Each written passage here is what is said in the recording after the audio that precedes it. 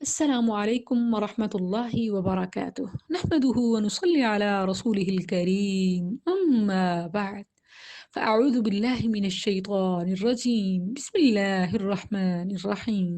ناظرین کرام، آج کی ویڈیو ہمارے معاشرے میں رواج پذیر عادات و اطوار، رسم و رواج کا پوسٹ مارٹم ہے۔ ہم سب جانتے اور مانتے ہیں کہ انسان دنیا میں خالی ہاتھ آیا ہے اور خالی ہاتھ ہی جائے گا، مگر پھر بھی دنیا کے ناقص رنگ ہمارے اوپر اس قدر حاوی ہیں کہ ہم اپنا قبلہ درست نہیں کر پاتے۔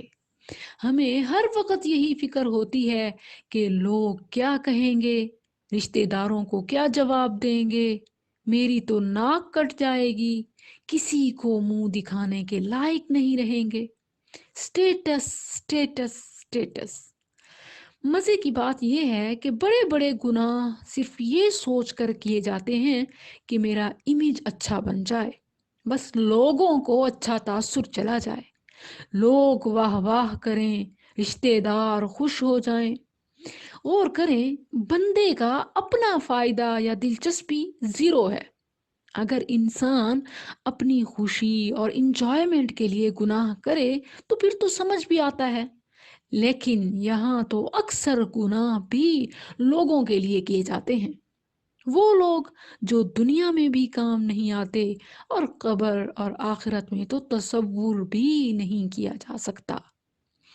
لوگوں کی خوشی کی بڑی ہمیں پرواہ ہوتی ہے، لیکن اس کی رضا اور خوشنودی کی کوئی پرواہ نہیں جس کے ہاتھ میں دنیا آخرت کی بھلائیاں ہیں۔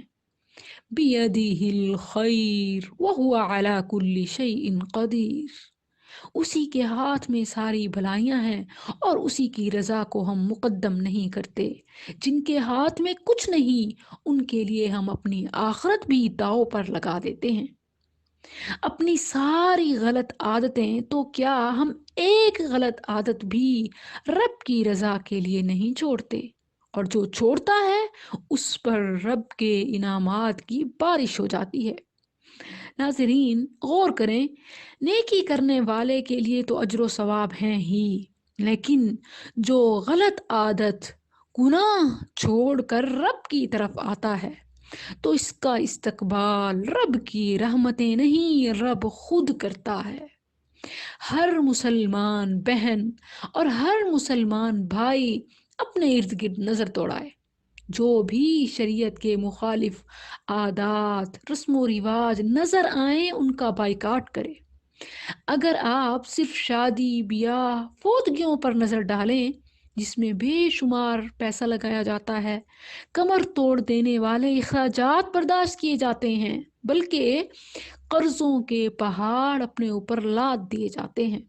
حد تو یہ ہے کہ رشتہ داروں سے ملنا جلنا، ان کی دعوتیں قبول کرنا اور ایک دوسرے کی زیارت کرنا بھی سر درد سے کم نہیں، کیونکہ بس یہی دیکھا جاتا ہے کہ کیا لے کر آیا، کیا دے کر گیا، کیسا پہنا ہوا تھا، کس گاڑی پہ آیا۔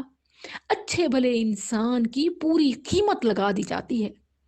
اسلام میں میل جول تو اس لیے رکھا جاتا ہے کہ مانوس ہوا جائے، بات چیت سے لطف اندوز ہوا جائے، ایک دوسرے کے دل کی باتیں سنیں، تاکہ اور کچھ نہیں تو اس کے دکھ کو ہلکا کر سکیں، اور ہم زیب و زینت دکھانے، فخر کرنے، برتری ظاہر کرنے، اپنی دھاک جمانے، پرتکلف کھانے کے چکر میں زندگی اجیرن کر دیتے ہیں۔